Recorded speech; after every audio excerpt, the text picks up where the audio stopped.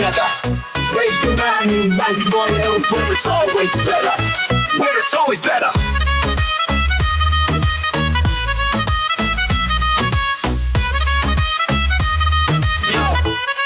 Yo, सुबह का सूरज या शाम का रंग, we bring you joy हर जुबान का धन। Community की बात हम हैं आपके साथ, let's spread the love, चलो मिल के साथ। Tune in, turn up, दिल से बात करो, Radio Manu 92 FM के साथ चलो। Every voice counts, हर लम्हा यहाँ, चलो बात करके देखते हैं, let's all shine on। Yo, let's all go। सेहत की बात और dreams to share, Radio Manu 92 FM, we're always there. From unity to joy, we bring the light. Every word, every tune makes everything right. Listen up, it's time to unite. Radio Manu 92 FM, shining bright. Dill se suno, we love and care. Chalo baat karke dekhte hain, let's take it there. So come along for the ride. Radio Manu 92 FM, we're by your side. चलो बात करके देखते हैं, your voice, your guide.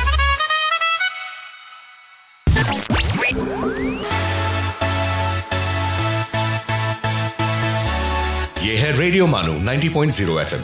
चलो बात करके देखते हैं।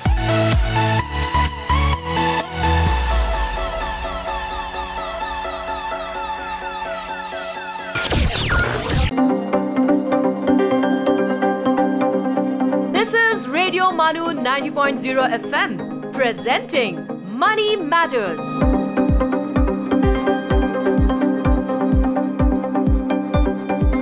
Welcome to radio MANUU 90.0 FM। चलो बात करके देखते हैं। आप सुन रहे हैं हमारा शो मनी मैटर्स, जिसमें हम डिफरेंट टॉपिक्स पर बात करते हैं जो पैसे से जुड़ा होता है, जो फाइनेंस से जुड़ा होता है। और हमारे साथ हमेशा स्टूडियो में एक गेस्ट मौजूद होते हैं जो हमारे सवालों का जवाब देते हैं अलग अलग टॉपिक्स पर। आज ऐसे ही एक गेस्ट हमारे साथ हैं, मिस्टर राकेश चौधरी जी। राकेश जी, आपका स्वागत है हमारे स्टूडियो। नमस्ते सर। राकेश जी दोस्तों एक एक्सपर्ट हैं फाइनेंस के और बैंकिंग के फील्ड के। वो बैंकिंग पीपल को ट्रेनिंग भी देते हैं, और उनकी ट्रेनिंग के अलावा सर आप क्या करते हैं? इन्वेस्टमेंट टिप्स देते हैं। तो राकेश जी इससे पहले भी हमारे शो में डिफरेंट टॉपिक्स पे हमारे साथ रह चुके हैं, आज फिर मौजूद हैं। और आज जो है हम बात करने वाले हैं वो जैसा कि आप जानते हैं दोस्तों कि हम एक एज के बाद काम करना जब कम कर देते हैं या बंद कर देते हैं, और फाइनेंशियली हम चाहते हैं कि कुछ हमें अर्निंग होती रहे, हमारे पास मंथली कुछ पैसे आते रहें। एक उम्र 60 साल के बाद या 50 साल के बाद हम ऐसा प्लान करते हैं। तो कुछ पेंशन जिसको कहते हैं वो पेंशन योजना होती है, जिसमें हम इन्वेस्ट अगर आज करते हैं या अगर हम सर्विस वाले हैं तो हमें गवर्नमेंट की तरफ से पेंशन मिलती है। उन्हीं पेंशन के योजनाओं पे आज हम बात करेंगे राकेश जी से। तो राकेश जी, जैसा कि मैंने कहा कि आज हम पेंशन पे बात करेंगे, तो उसमें एक जो पेंशन है अटल पेंशन योजना। जी सर। सबसे पहले मैं इस पे बात करना चाहूँगा कि क्या है ये अटल APY बोलते हैं, अटल पेंशन योजना। सर, ये अटल पेंशन योजना जो भी है, राइट, स्पेशली जो अनऑर्गेनाइज सेक्टर पे है, जिसको कोई इनकम का भी अभी गारंटी नहीं है, और उसका फ्यूचर में पेंशन का भी कोई गारंटी नहीं है। अच्छा। उन लोगों को याद में रखे के गवर्नमेंट ने एक अच्छा स्कीम बनवाया, अटल पेंशन योजना, जिसमें खुद वो अपने पैसा सेव कर सकता है और पेंशन के लिए ये पैसा अभी बचा के यूज कर सकता है। ओके। तो जैसा हम देखेंगे, अगर पेंशन सेव करने के लिए ज्यादा पैसा भी इसमें जरूरत नहीं पड़ेगा। ओके। ये 18 साल से लेके 40 साल तक ये पेंशन स्कीम में आप जमा कर सकता है। अगर 40 से ऊपर है तो एलिजिबिलिटी नहीं होगा, 40 से अंदर होना है। मतलब ये कि ऐसे लोग जो अपना काम करते हैं या अनऑर्गेनाइज्ड सेक्टर में हैं, तो वो अपने पेंशन को सिक्योर करने के लिए इन्वेस्ट कर सकते हैं, और उनको आफ्टर 60 क्रॉस होने के बाद उसको हर महीना पेंशन मिलेगा। तो ये 18 से 40 साल के जो भी लोग हैं काम करने वाले, वो इसके लिए एलिजिबल हैं। और क्या क्या एलिजिबिलिटी क्राइटेरिया है इसमें? इसमें सर आपको एक बैंक अकाउंट होना है और एक आधार कार्ड होना है। ओके। और आपने कोई भी बैंक में जाके, जैसे इंडियन ओवरसीज बैंक या SBI कोई भी बैंक्स है, अब बैंक्स में जाके ये अटल पेंशन योजना के लिए बोल सकता है और बैंक वाला एप्लीकेशन फॉर्म देता है और इसके उम्र से डिपेंड होता है। अगर समझो एक 18 साल बच्चा या बच्ची जा रहा है अकाउंट खोलने के लिए और इसको ऑप्शन देता है आपको 60 के बाद कितना पेंशन चाहिए। तो गवर्नमेंट ने अभी 5 स्लैब्स दिया है, 1000 रुपीज फिक्स्ड है। पहले से फिक्स्ड है 1000, 2000, 3000, 4000, 5000। अगर आपने 5000 का प्लान चूज कर लिया, आप 60 के बाद 100% आपको 5000 मिनिमम पेंशन मिलेगा, ये गारंटीड है। और ये बढ़ भी सकता है वो depends on the market performance, ये बढ़ भी सकता है लेकिन 5000 मिनिमम जो स्लैब अमाउंट है वो फिक्स्ड है, वो गारंटीड है। ओके, तो अगर जैसे आपने बताया कि 18 से लेकर 40 साल के लोग इसको इनरोल कर सकते हैं इसमें, तो अगर कोई 18 में करता है तो उसको क्या नुकसान हो सकता है, फ़ायदा हो सकता है, या कोई 40 में कर रहा है तो उसको क्या फ़ायदा है? दोनों में क्या फ़ायदा है? कितना पहले अर्ली एज में करने से क्या अर्ली एज में बहुत फ़ायदा होता है सर, क्योंकि जगह से आपको 18 में ज्वाइन हो रहा है, जब आपका 60 इयर्स तक आपने पेंशन हर मंथ हम जमाना करना पड़ेगा उसको, और यह स्टार्टिंग प्राइस होता है 43 रुपीज से लेके। अगर 40 वाला ज्वाइन करना चाहता है तो उसको मैक्सिमम जाएगा 1300 तक, तो उसको ज़्यादा पे करना पड़ेगा। ये एक डिसएडवांटेज होता है। और दूसरा है, क्योंकि ये पैसा जो भी है ये pension fund regulatory development authority बोल के होता है, उसके हिसाब से ये स्टॉक मार्केट में फंड्स पूरा इन्वेस्ट हो जाता है। और अगर स्टॉक मार्केट का हम हिस्ट्री देखें, ज्यादा साल आप रहेंगे ज्यादा रिटर्न्स आएंगे। यही फंडामेंटल प्रिंसिपल इधर भी ओपन होता है। अच्छा, इसमें कुछ प्रूफ देने की जरूरत है कि आप क्या काम करते हैं? जैसे आपने बताया कि आधार चाहिए और बैंक अकाउंट चाहिए, इसके अलावा कोई डॉक्यूमेंट्स? कोई डॉक्यूमेंट जरूरत नहीं है। आप क्या काम करते हैं? It doesn't matter. अगर आपका कोई भी काम नहीं है, सिर्फ एक हाउस वाइफ है, तो भी ये स्कीम में ज्वाइन करके कर सकते हैं और पेंशन का फैसिलिटी यूज कर सकते हैं। तो ये जो मंथली डिपॉजिट अमाउंट है वो किस बेस पे सिलेक्ट होता है, डिसाइड होता है? 2 चीज सर, एक अभी आपका उम्र क्या है और आपका कितना गारंटीड पेंशन आप चाहिए, ये दोनों के डिपेंड होके मिनिमम पेंशन बता जाएगा। सपोज किसी की एज 30 मानते हैं, अगर 30 है तो वो अगर आज से शुरू कर रहे हैं तो उनको कितना देना पड़ेगा मंथली अमाउंट? जब भी आप ज्वाइन होंगे उस दिन से आपका जब उम्र 60 होगा, 60 राइट, तब तक आप पे करना पड़ेगा। ठीक है। अगर से 30 में ज्वाइन कर रहा है तो उसका 60 तक वो जमा करना पड़ेगा और 60 के बाद उसको हर महीना 5000 उसका अकाउंट में क्रेडिट हो जाएगा। तो ये थी चीजें। और उसको 60 जैसे ही उसका शुरू होता है 60th ईयर, तो उनको मिलना शुरू हो जाएगा। करेक्ट, 60 से मिलना शुरू हो जाएगा। जब तक वो जिंदा है तब तक हर महीना उसको ये पेंशन, गारंटीड पेंशन मिलते जाएगा। और उसकी डेथ के बाद उसका स्पाउस है तो उसका स्पाउस को कंटिन्यू नहीं, स्पाउस को कंटिन्यू होता है पेंशन। अगर इसको 5000 का पेंशन चूज करा, इसको सब समझो 10 साल ये जिंदा था, 10 साल उसको हर महीना 5000 मिलेगा। उसके बाद उसका स्पाउस जो भी है उसको भी यही पेंशन मिलते जाएगा।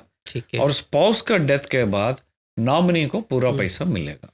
ठीक है, ये तो बहुत अच्छी बात है कि जो अनऑर्गेनाइज सेक्टर है उनके लिए भी गवर्नमेंट ने ऐसा एक पेंशन योजना बना रखी है और डिसाइड कर सकते हैं कि हम 1000 से लेके 5000 तक आफ्टर रिटायरमेंट अगर चाहे तो वो मंथली पेंशन उनको मिल सकता है। उसके लिए क्राइटेरिया आपने बताया कि 18 से 40 साल के होने चाहिए। कुछ और क्वेश्चन करेंगे राकेश जी, लेकिन फ़िलहाल एक वक्त है छोटे से ब्रेक का, और ब्रेक के बाद हम फिर हाजिर होंगे।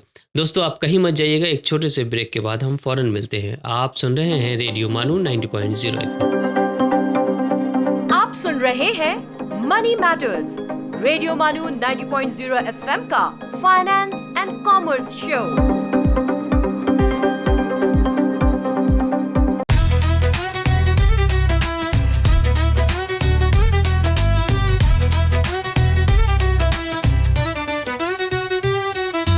This is Radio Manu, a community radio station. So join the wave, come along for the ride. Radio Manu 90.0 FM, we're by your side. चलो बात करके देखते हैं. Your voice, your guide.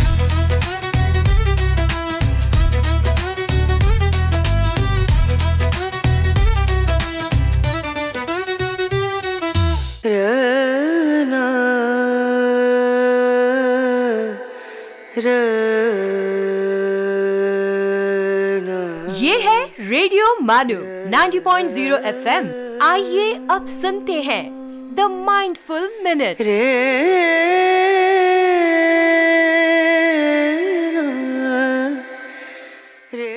If you look really closely, most overnight successes took a long time.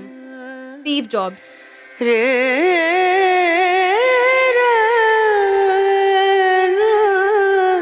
अगर भलाई का काम करने वाले हो तो अभी करो, और अगर कोई बुराई का काम करने वाले हो तो उसे कल पर उठा रखो।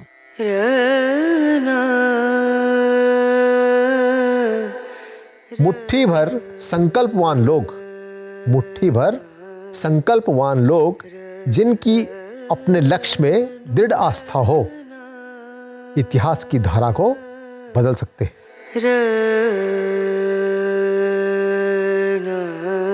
This is Radio Manu 90.0 FM.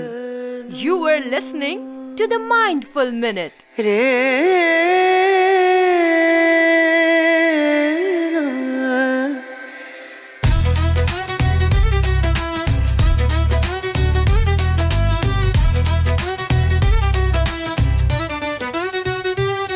For sales, marketing and brand promotions, write to us on Radio Manu at manu.edu.in. So join the wave, come along for the ride. Radio Manu 90.0 FM, we're by your side. चलो बात करके देखते हैं. Your voice, your guide.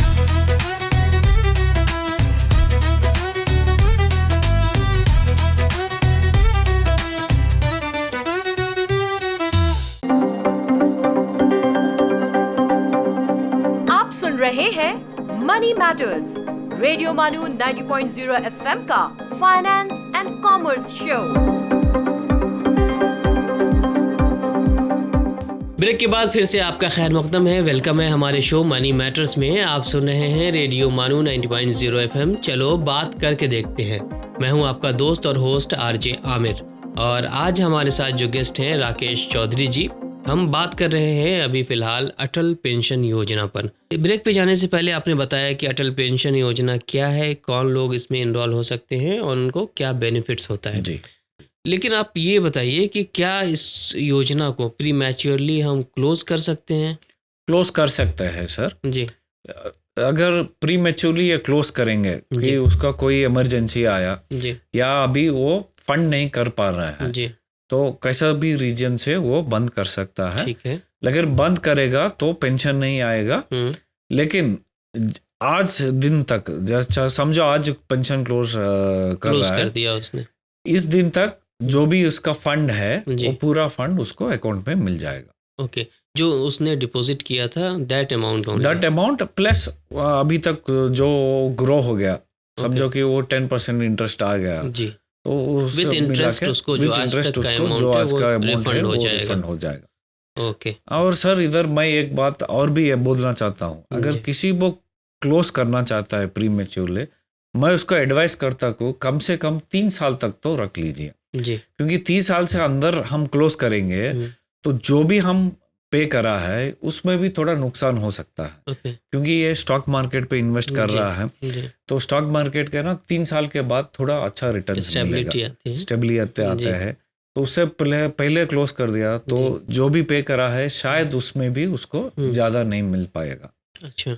और इसमें एक question और है कि सपोज किसी ने इनरोल किया, डिपॉजिट करना शुरू किया और उसने किसी वजह से, जैसे आपने बताया कि प्रॉब्लम हो सकती है, डिपॉजिट करना बंद कर दिया, तो क्या हो सकता है? उसने क्लोज भी नहीं किया, डिपॉजिट करना बंद कर दिया। जो भी हर महीना जो भी अमाउंट गारंटी है वो जमा करना पड़ेगा जी। अगर 3 महीने कंटिन्यूअसली जमा नहीं करा तो अकाउंट फ्रीज हो जाएगा। ओके। ये बैंक में जाके वो बाकी जो भी मंथ्स का ड्यू है जी। वो ड्यू पेनाल्टी के साथ पे करके ओके। उसको रिवाइव कर सकता है। ओके, फिर से आप उसको फिर शुरू से कर आप सकते इसको हैं। शुरू कर सकते हैं। ठीक है, और इसका रेगुलरली जो है बैलेंस चेक कर सकते हैं और क्या क्या चीज़ें हो रही हैं वो आप चेक कर सकते हैं। ऑनलाइन या ऑफलाइन क्या है वो? दोनों भी है सर। जी एक हर महीना इसको अगर ईमेल आईडी है, जी। ईमेल पे स्टेटमेंट मिल जाता है PSFRD के तरफ से। ओके, और इसका एक NPS बोल के एक ऐप भी है। जी NPS ऐप में APY चूज करके उसका फोन नंबर को OTP आता है, जी। उसे लॉगिन करके वो हर दिन और जब चाहिए कभी भी उसका बैलेंस या अभी कितना ठीक पैसा है। जमा है वो सब स्टेटस चेक कर सकता एक है। बात और बताइए, अगर किसी आदमी ने अटल पेंशन योजना सेलेक्ट किया है तो बैंक के जो चार्जेस होते हैं दूसरे फंक्शन करने के लिए, तो इसमें भी कुछ चार्जेस बैंक लेती है? इसमें PFRD चार्जेस लेता है सर। जी वो यूनिट डिडक्शन के रूप में दे लेगा। ओके ये क्वार्टरली वंस होता है चार्जेस अकाउंट मेंटेन करने के लिए। जी ये क्या होता है सर, समझो ये पैसा जमा कर रहा है, जी उसको PFRD ने कुछ यूनिट्स अलॉट करेगा। जी। समझो 100 यूनिट्स या 200 यूनिट्स या 10 यूनिट्स, ओके जैसा अमाउंट इन्वेस्टमेंट के बारे जी में, और चार्जेस भी वो यूनिट्स में निकाल देगा। ठीक है। एक और क्वेश्चन इसमें बच जाता है कि अगर जो पर्सन है जिसने अटल पेंशन योजना लिया है, अगर उसकी डेथ 60 साल से पहले हो जाती है, उसने पूरा 60 साल तक या 59 ईयर्स तक पे किया, लेकिन अगर उसकी डेथ हो गई तो फिर उस सूरत में क्या होता है उस सर कंडीशन? इसमें अब गवर्नमेंट ने 2 ऑप्शन दिया है। जी एक ऑप्शन है वो बंद करके जो भी पैसा है वो वापस ले सकता है, या ऑप्शन 2 है जो नॉमिनी ने ये प्रीमियम कंटिन्यू कर सकता है। जी जिसको 60 तक समझो जी। 30 में उसको डेथ हो गया, जी तो 20 रिमेनिंग 30 ईयर्स स्पाउस जो भी है वो पैसा बर्च के कंटिन्यू कर सकता है। और जब ये डेथ होल्डर को 60 हो जाएगा उस टाइम पे जो भी पेंशन आना चाहिए वो स्पाउस को मिलेगा। ओके, अगर स्पाउस नहीं है उस कंडीशन में, नॉमिनी है तो नॉमिनी को पूरा नॉमिनी पैसा को मिल मिलेगा। जाएगा। राइट, जैसे आपने कहा कि आप 18 साल में शुरू कर सकते हैं। सपोज किसी ने 18 साल में शुरू किया, बहुत सारे लेट मैरिजेस भी होती हैं, स्पाउसेस नहीं है उस वक्त, तो उस वक्त बाद में स्पाउस ऐड कर सकते हैं या नॉमिनी ऐड कर सकते हैं? कभी भी ऐड कर सकता है, और नॉमिनी कभी भी ऐड कर सकता है और चेंज भी कर सकता है। ओके, तो दोस्तों ये अटल पेंशन योजना पे हम बात कर रहे थे, और इस राकेश जी अभी एक और पेंशन योजना है, नेशनल पेंशन सिस्टम जिसको कहते हैं NPS। ये काफ़ी मशहूर भी है और लोग जानते भी हैं। बेसिकली जो सर्विस में हैं वो भी इसको ऑप्ट करते हैं, और जो सर्विस में नहीं है वो लोग भी इसको ऑप्ट करते हैं। अब NPS के बारे में थोड़ा जो डिटेल है वो हम आपसे जानना चाहेंगे कि NPS क्या है, किस तरह का सिस्टम काम करता है। NPS जो है आपने सही कहा है, नेशनल पेंशन सिस्टम, ये किसी के आदमी को रेजिडेंट इंडियन जो भी है ये स्कीम पे सब्सक्राइब कर सकता है। अगर वो टैक्स पेयर है भी, वो प्राइवेट में काम कर रहा, सेल्फ एम्प्लॉयमेंट कर रहा, जो भी कर रहा है वो इस स्कीम में इन्वेस्ट कर सकता है। ओके, और इसमें इन्वेस्ट करने के लिए मिनिमम 18 ईयर्स होना है और मैक्सिमम 70 ईयर्स तक ये इसमें इन्वेस्ट कर सकता है। तो NPS जो है इसमें कोई भी है जो इन्वेस्ट कर सकते हैं, जिनको अपना फ्यूचर इन सेंस 60 साल के बाद अगर आपको पेंशन चाहिए, तो अगर आप सर्विस में नहीं हैं और अपना आप जो है फ्यूचर सिक्योर करना चाहते हैं, पेंशन चाहते हैं, तो वो भी इन्वेस्ट करके, ये investment market based pension system है जो गवर्नमेंट की तरफ से है बेसिकली। हाँ, ये 2 ऑप्शंस है सर। एक जो गवर्नमेंट एम्प्लॉइज है जी, आजकल गवर्नमेंट एम्प्लॉइज को पेंशन यही NPS से ही देता है जी, और प्राइवेट एम्प्लॉइज या सेल्फ एम्प्लॉयड है जी, और normally private employees self employees को पेंशन नहीं मिलता है जी, उसको NPS बहुत अच्छा सिस्टम है जी, जो प्राइवेट सेक्टर में काम करता है, जी, जो टैक्स बेनिफिट्स खाली एम्प्लॉय को भी नहीं, फिर एम्प्लॉयर को भी टैक्स बेनिफिट्स मिल सकता है। ओके, तो NPS पे और बात करेंगे, लेकिन एक और छोटे से ब्रेक के लिए हमें रुकना होगा राकेश जी।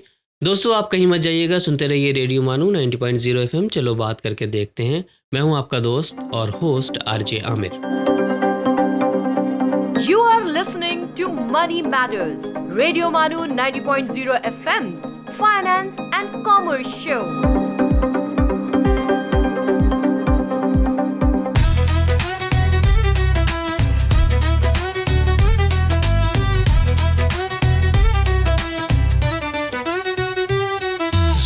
रेडियो मानू, एक community radio station. So join the wave, come along for the ride. Radio Manu 90.0 FM, we're by your side. चलो बात करके देखते हैं. Your voice, your guide.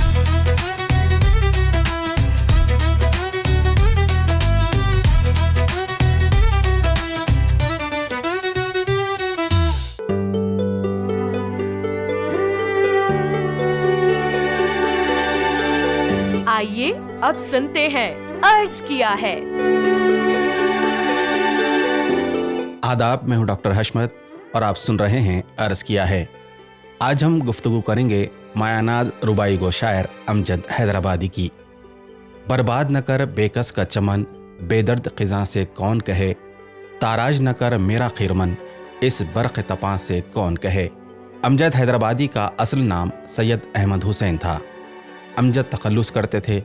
19 मार्च 1878 को हैदराबाद के एक इल्मी घराने में उनकी पैदाइश हुई। उनके वालिद सूफ़ी सैयद रहीम अली बड़े खुदा रसीदा बुज़ुर्ग थे। उनका इंतकाल अमजद के बचपन में ही हो गया था। मकतब की इब्तिदाई तालीम के बाद मदरसे निज़ामिया में दरसे निज़ामी की तालीम हासिल की। अरबी फ़ारसी ज़बानों में महारत हासिल की। अमजद ने माशी ज़रूरतों के तहत पहले मुअल्लिम की हैसियत से दारुल उलूम स्कूल में मुलाजमत अख्तियार की। बाद में रियासत हैदराबाद के महकमे महासबी में मुंतज़िम मामूर हुए।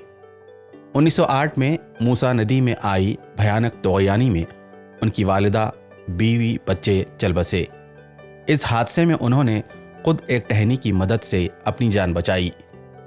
अमजद हैदराबादी की शोहरत की बुनियाद उनकी रुबाइयाँ हैं। बखौल फरमान फ़तेहपुरी अमजद अव्वल व आखिर रुबाई गो शायर हैं। अमजद ने रुबाई सिन्फ में कसरत से तबा आजमाई की और इस सिन्फ के वक़ार को बुलंद किया। अमजद की रुबाइयों के मौज़ूआत अखलाक़ी, रूहानी और पिंदो नसाहे पर मुश्तमिल हैं। हर चीज़ मुसब्बब सबब से मांगो, मिन्नत से खुशामद से अदब से मांगो, क्यों गैर के आगे हाथ फैलाते हो, बंदे हो अगर रब के तो रब से मांगो। दोस्तों, ये थे अमजद हैदराबादी और उनके हालात ज़िंदगी। कल आपसे होगी फिर मुलाकात, इस उम्मीद के साथ इजाज़त दीजिए। आदाब।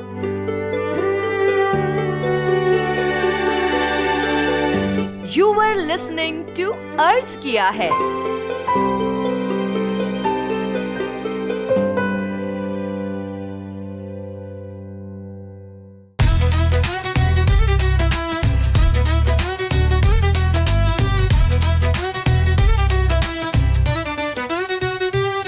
सेल्स, मार्केटिंग और ब्रांड प्रमोशंस के लिए हमसे राब्ता करें radiomanu@manu.edu.in पर। So join the wave, come along for the ride. Radio Manu 90.0 FM, we're by your side. चलो बात करके देखते हैं. Your voice, your guide.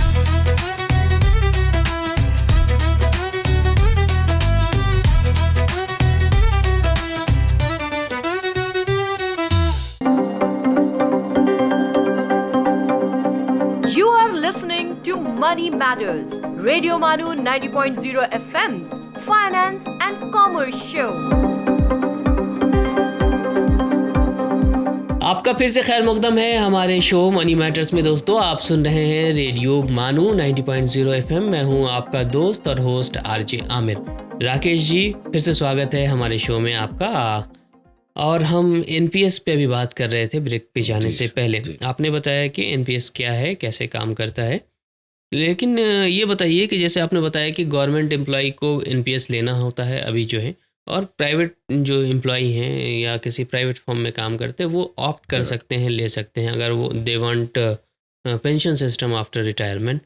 तो ये फ़र्क क्या है, प्राइवेट पार्टी के लोग जो ले सकते हैं और जो गवर्नमेंट के एम्प्लॉय हैं वो ले सकते हैं, दोनों में क्या डिफरेंस है? सर, गवर्नमेंट एम्प्लॉय जो लेगा उसको मैंडेटरी पेंशन आएगा जी, तो जिसमें और उनको एनपीएस लेना भी मैंडेटरी है जी। और उसमें क्या होता है, उसका बेसिक और डीए में जी 10% एम्प्लॉय का कंट्रीब्यूशन होगा और बेसिक प्लस डीए 14% एम्प्लॉयर का कंट्रीब्यूशन होगा। और ये पूरा ये पेंशन फंड डिफरेंट प्लान्स है जिसमें इन्वेस्ट कर देगा जी। और प्राइवेट सेक्टर एम्प्लॉय जो है उसका मर्जी है, वो जितना भी मिनिमम 500 रुपीज से लेकर वो भी ऐसा बेसिक डीए को लिंक करके 10% 14% ऐसा कर सकता है, या कुछ फिक्स्ड अमाउंट ओके 10,000 या 1,000 रुपीज या 500 रुपीज। ज्वाइनिंग टाइम पे मिनिमम 500 करना है और उसके बाद हर साल में मिनिमम 1,000 रुपीज इन्वेस्टमेंट करना। उसमें भी एम्प्लॉयर कंट्रीब्यूशन है या गवर्नमेंट देती है? वो भी मैंडेटरी है सर, प्राइवेट में क्योंकि ये मैंडेटरी तो नहीं है जी, तो इसका ऑप्शन है जो भी चाहिए। अगर एम्प्लॉयर ने भी मैंडेटरी कंट्रीब्यूट करेगा तो उसको भी टैक्स बेनिफिट्स आएगा उसको। Okay, otherwise it's not mandatory. आप सिर्फ एक पर्सन है जो एम्प्लॉय है वो अपना कंट्रीब्यूशन दे सकता है।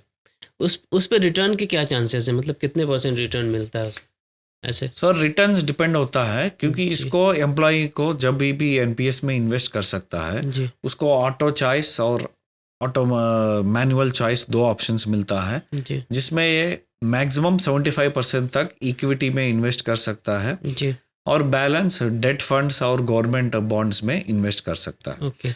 तो ये प्लान कौन सा प्लान चूज कर रहा, ये सब चीज में डिपेंड हो सकता है। कितने तरह के एनपीएस अकाउंट्स होते हैं? ये टायर 1 टायर 2 2 है सर जी। टायर 1 जो भी है वो मैंडेटरी है, जो इसको रिटायरमेंट तक इन्वेस्ट करके रखना पड़ेगा। टायर 2 जो है अगर हमारा जैसा म्यूचुअल फंड्स है, ये कभी भी इन्वेस्ट कर सकता है, कभी भी विड्रॉ कर सकता है। और रिटर्न्स आज तक देखेंगे तो मिनिमम रिटर्न्स और 9.25% से लेकर 15% तक अभी इसमें रिटर्न्स चल रहा है। In both cases government employ और प्राइवेट दोनों का भी ओके सेम ही है। दोनों का मार्केट लिंकअप भी सेम ही है क्योंकि सर जो भी इन्वेस्ट करेगा इसमें पेंशन फंड मैनेजमेंट कंपनीज है उसमें ही इन्वेस्ट करना पड़ेगा। और ये हमको पीएफआरडी या एनपीएस साइट में जो फंड कितना रिटर्न्स दे रहा वो भी हमको मिल जाएगा। तो 9 से लेकर ऑलमोस्ट 15-20% भी है थोड़ा कंपनीज जो देता है। जो थोड़ा कंपनीज है जिसमें इक्विटी में ज़्यादा रिटर्न्स दे रहा है, थोड़ा कंपनीज है जिसमें गवर्नमेंट बॉन्ड्स में ज़्यादा रिटर्न्स दे रहा है। ये देखा गया है कि जब आप एनपीएस लेते हैं, ऑप्ट करते हैं तो बाय डिफ़ॉल्ट टायर 1 में जाता है आपका, तो चेंजेस कर सकते हैं, कितनी बार चेंजेस कर सकते हैं, उसके लिए क्या पॉसिबिलिटीज़ है? देखो सर टायर 1 मैंडेटरी है जी, टायर 2 जो है वो ऑप्शनल है जी, वो कभी भी रख सकता है, कभी भी बंद कर सकता है। और टायर 1 में भी हमने बोल रहे हैं ना कि बहुत सारा कंपनीज होंगे, तो साल में एक बार आप किसी भी कंपनी के भी इधर उधर आप चेंज कर सकता है। ओके, तो टैक्सेस के क्या बेनिफिट्स हैं एनपीएस में? एनपीएस में जब भी हम इन्वेस्टमेंट करेंगे सर, जो भी हम इन्वेस्टमेंट कर रहा है वो एटीसी में हमको टैक्स एग्जम्पशन मिलेगा। और जो भी एम्प्लॉयर कंट्रीब्यूट करेगा वो एक्स्ट्रा, अगर हमें एटीसी में 1.5 लाख तक सेविंग्स कर सकता है, एक्स्ट्रा 50,000 भी कर सकता है अगर एम्प्लॉयर का कंट्रीब्यूशन है एनपीएस में। हमारा 1.5 ऑलरेडी फुल हो गया, ये एक्स्ट्रा 50,000 भी उसमें हम टैक्स एग्जम्पशन ये टैक्स एग्जम्पशन या रिडक्शन की बात कर रहे हैं। तो अभी जो न्यू टैक्स रिजीम आया है, न्यू टैक्स रिजीम में भी ये चीज़ें लागू होती हैं? क्योंकि वहाँ पे डिडक्शन में तो ऑलरेडी डिडक्शन नहीं है सर, लेकिन जब भी ये रिटर्न लेता है वो टैक्स एग्जम्प्टेड है। रिटर्न मींस जब आपको पेंशन मिलेगा, ठीक है, वो पेंशन में ये मैक्सिमम 60% ये लमसम ले सकता है, ठीक है, वो पूरा टैक्स फ्री होगा, ठीक है, और बैलेंस 40% इंश्योरेंस का एन्युटी प्लान में जमा करना पड़ेगा, तभी भी टैक्स फ्री होगा। और इंश्योरेंस प्लान में जीएसटी का भी एग्जम्प्टेड है जब आप एनपीएस में रूट थ्रू इन्वेस्ट करेगा। अच्छा, ये जो एनपीएस का कॉर्पस फंड है उसको रिटायरमेंट के टाइम पे क्या होता है उसके साथ? कॉर्पस फंड अगर 5 लाख से अंदर है तो पूरा कॉर्पस वो वापस ले सकता है। अगर 5 लाख से ज्यादा है उसमें मैक्सिमम 60% वापस ले सकता है, ठीक है, और बैलेंस 40% जो है वो इंश्योरेंस का एन्युटी प्लान में इन्वेस्टमेंट करना पड़ेगा। अगर 5 लाख से कम है, आपने कहा कि पूरा कॉर्पस आप वापस ले सकते हैं, तो उस केस में क्या पेंशन नहीं मिलेगा उनको? नहीं, उस केस में पेंशन नहीं मिलेगा क्योंकि हमने पूरा वापस ले रहा है। ओके, और 5 लाख के ऊपर है तो वो पूरा भी चाहिए तो एन्युटी फंड्स में रख सकता है, Right. जिससे आपको पेंशन मिलेगा। ठीक है। या नहीं तो 60% मैक्सिमम आप विड्रॉ कर सकते और 40% 40% जरूरी जो हम मैंडेटरली इन्वेस्ट करना मैंडेटरली इंश्योरेंस का एन्युटी प्लान में इन्वेस्टमेंट करना पड़ेगा जी, जिससे उसको हर महीना पेंशन मिलेगा। ठीक है। तो ये थी एनपीएस पे बातें। दोस्तों एक छोटे से ब्रेक के लिए हमें फिर से रुकना पड़ेगा, आप कहीं मत जाइएगा, आप सुनते रहिए रेडियो मानू 90.0 एफएम। हम फौरन वापस आते हैं।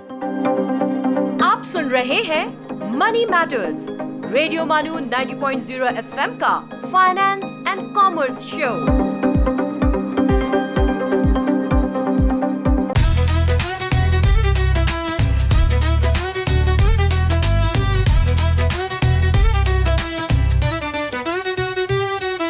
This is Radio Manu, a community radio station. So join the wave, come along for the ride. Radio Manu 90.0 FM, we're by your side. चलो बात करके देखते हैं. Your voice, your guide.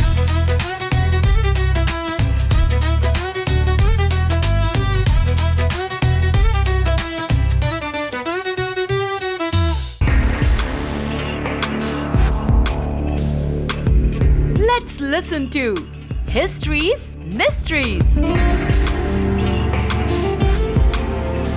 दोस्तों आदाब, हिस्ट्रीज मिस्ट्रीज में आपका खैर मकदम है। मैं हूं आरजे उबैद और आज हम बात करेंगे पेंसिलिन की दरियाफ्त के बारे में। दोस्तों आज हम आपको एक ऐसी दरियाफ्त के बारे में बताने जा रहे हैं जिसने लाखों करोड़ों इंसानों की जिंदगियां बचाई। यह है पेंसिलिन, दुनिया की सबसे पहली एंटीबायोटिक दवा। पेंसिलिन को 1928 में एक मशहूर साइंसदान अलेक्जेंडर फ्लेमिंग ने दरियाफ्त किया। वो लंदन की एक लेबोरेटरी में बैक्टीरिया पर तहकीक कर रहे थे।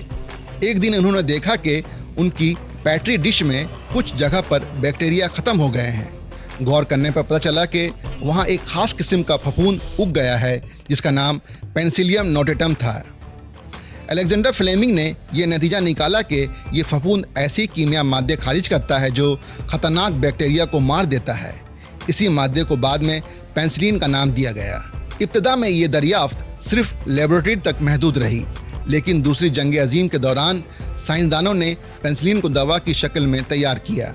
इस दवा ने हज़ारों ज़ख्मी फ़ौजियों की ज़िंदगी बचाई। पेंसिलिन की दरियाफ्त को तिब की दुनिया में एक इनकलाब माना जाता है, क्योंकि इसकी वजह से निमोनिया, खून की बीमारी, जख्मों के इन्फेक्शन और कई खतरनाक अमराज का इलाज मुमकिन हो सका। दोस्तों आज भी पेंसिलिन और इससे बनी दवाएं दुनिया भर में लाखों लोगों को सेहतमंद रखने में मदद कर रही हैं। दोस्तों आप सुन रहे थे हिस्ट्रीज मिस्ट्रीज आरजे उबैद के साथ।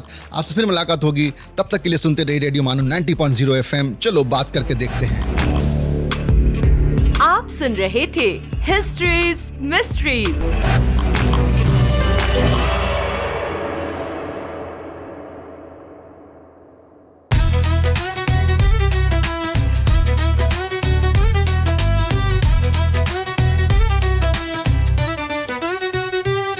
For sales, marketing and brand promotions, write to us on Radio Manu at manu.edu.in.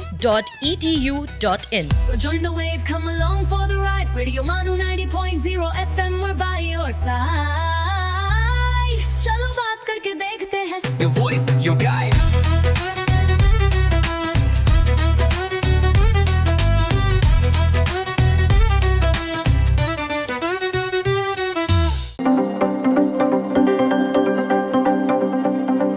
रहे हैं money matters, radio MANUU 90.0 FM का फाइनेंस एंड कॉमर्स शो।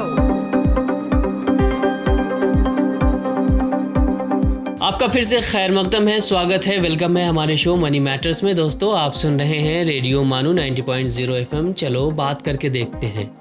मैं हूं आपका दोस्त और होस्ट आरजे आमिर और आज हमारे साथ स्टूडियो में हैं राकेश चौधरी जी। राकेश जी, पहले हमने अटल पेंशन योजना पे बात की, फिर एनपीएस के बारे में अब बात कर रहे हैं। एनपीएस पे आपने बहुत सारी चीज़ें बताई हैं। अगला सवाल जो है मेरा वो ये है कि क्या एनपीएस इन्वेस्ट करने पे जो पेंशन के लिए हम करते हैं, पार्शियल विड्रॉल परमिटेड है? कब कर सकते हैं, कितना कर सकते हैं? पार्शियल विड्रॉ परमिटेड है सर जी। 3 साल के बाद पार्शियल विड्रॉ कर सकता है जी।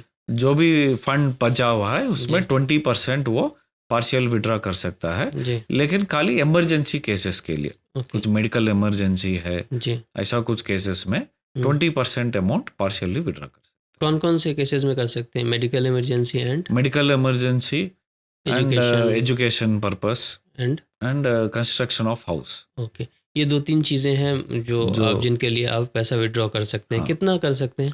जो भी उसका कॉर्पस है उसमें 20% विड्रॉ कर सकता है। ओनली 20% विड्रॉ कर सकते हैं। अच्छा, ये इसमें कितनी बार कर सकते हैं? मतलब एक ही बार लाइफ में कर सकते हैं या इसके लिए और भी कुछ? एक ही बार सर, एक ही बार कर सकते हैं। ओके, और इसके लिए प्रोसेस क्या होगा अगर किसी को विड्रॉ करना है किसी इमरजेंसी कंडीशन में? सब जो उसका हॉस्पिटल इमरजेंसी है जी, वो बिल्स पूरा अटैच करके जी, वो जो भी जिस भी बैंक से एनपीएस खुलवाया वो बैंक के जाके ऑप्शन दे सकता है कि हमको ऐसा विड्रॉ करना है। ठीक है। नहीं तो ऑनलाइन एनपीएस वेबसाइट में ऑप्शन होता है फॉर पार्शियल विड्रॉयल, जहाँ इसको डॉक्यूमेंट्री प्रूफ पूरा ऑनलाइन में सबमिट करना पड़ता है। लेकिन in case of government servant ये तो किसी बैंक से ओपन नहीं होता है, ये तो डायरेक्टली जहां आपका एम्प्लॉयर है वहां से होता है। तो एम्प्लॉयर को इन्फॉर्मेशन दे सकता है कि मेरे को ऐसा इमरजेंसी है, मैं विड्रॉ करना है, और एम्प्लॉयर ने they will process the. Okay, तो फिर अगर किसी ने विड्रॉ कर लिया एनपीएस का अमाउंट, अगर उसको वो अमाउंट डिपॉजिट करना होगा, अगर वो चाहे तो कर सकता है, या करना होगा या नहीं करना होगा? नहीं, उसका अमाउंट फिर से डिपॉजिट करने का जरूरत नहीं है उसको जी। और बाकी जो उसका मंथली कंट्रीब्यूशन है वो कंट्रीब्यूट करते चल जाएगा। ओके, इससे कोई फर्क पड़ेगा? सपोज किसी ने विड्रॉ कर लिया एनपीएस को, इमरजेंसी विड्रॉ कर लिया सर, तो आपको डेफिनेटली फर्क पड़ेगा जी। आपका पेंशन कम हो जाएगा और कॉर्पस भी कम हो जाएगा। ओके, एक आखिरी सवाल है क्योंकि वक्त हमारे पास कम है और सवाल बहुत ज़्यादा हैं, तो हो सकता है कि हम अगले एपिसोड में इसको फर्दर डिस्कस करें, लेकिन इस एपिसोड में जाते जाते मैं ये पूछना चाहूँगा कि एक एवरेज एनपीएस अकाउंट होल्डर को कितना पेंशन मिल सकता है और ये किस चीज़ पे डिपेंड करता है? सर, ये हम गारंटी इतना अमाउंट बोल के नहीं बोल सकता है जी। क्योंकि ये बहुत सारा चीज़ से डिपेंड है। एक, आप मंथली कितना कंट्रीब्यूट कर रहा है, 2, आपका जो कंट्रीब्यूट पेंशन फंड है उसका रिटर्न्स कितना मिल रहा है, और तीसरा जो है आपने कॉर्पस कितना इन्वेस्ट करना चाहता है एन्युटी प्लान्स में, और एन्युटी प्लान का क्या इंटरेस्ट मिल रहा है। तो इन सारों फैक्टर से डिपेंड होता है कि हमको कितना पेंशन मिलने वाला है। लेकिन अगर आप अच्छा कंट्रीब्यूट करेंगे तो कम से कम मिनिमम 20,000 से लेकर 1 लाख तक आप आराम से पेंशन। ये अच्छा कंट्रीब्यूशन कितना होना चाहिए मंथली? जैसा हर महीना 5,000 रुपीज, हर महीना 5,000 रुपीज। कितने साल तक? समझो एक 30 साल। तो सपोज किसी ने अगर 5,000 रुपया मंथली डिपॉजिट किया है 30 साल तक, तो उसको 80,000 से लेके 1 लाख तक का कंट्रीब्यूशन मिल सकता है। राकेश जी, फ़िलहाल हमारे पास वक्त बहुत कम है और चूँकि एनपीएस एक बड़ा सब्जेक्ट है, बड़ा टॉपिक है जिस पे हम डिस्कस और भी कर सकते हैं, और भी हमारे बहुत सारे सवालात हैं जो हमें जानने हैं, तो हम इसको नेक्स्ट एपिसोड में आपके साथ डिस्कस करेंगे और भी जानने की कोशिश करेंगे। फ़िलहाल आज आप स्टूडियो में आए, हमारे साथ एक अच्छा डिस्कशन किया, इसके लिए आपका बहुत बहुत शुक्रिया, आभारी हूँ मैं आपका। तो दोस्तों, आप सुन रहे हैं रेडियो मानू 90.0 FM, चलो बात करके देखते हैं, और ये था शो मनी मैटर्स। मैं हूं आपका दोस्त आरजे आमिर। फिर मिलते हैं अगले एपिसोड में, तब तक के लिए हमें दीजिए इजाजत। आदाब। You are listening to Money Matters on Radio Manu 90.0 FM. चलो बात करके देखते हैं।